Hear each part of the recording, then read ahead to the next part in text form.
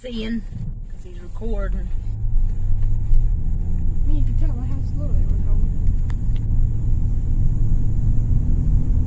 My camera has rented. Yeah, there's water right here. Look it. All kind of mud on the road.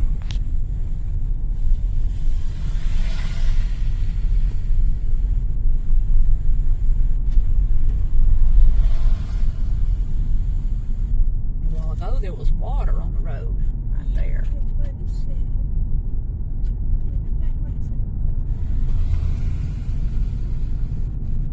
Whoever's truck that is, they done lost it probably.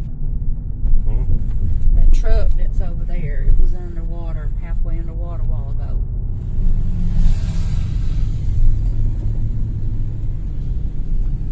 Yeah, I think that's where they was interviewing Fabian at. Somewhere right here, because that truck was in the shot. It's got all kind of debris around it. Hey, the water's definitely gone down a bit. Like, Yeah. I like how there's a road closed sign there, but people are still driving on it.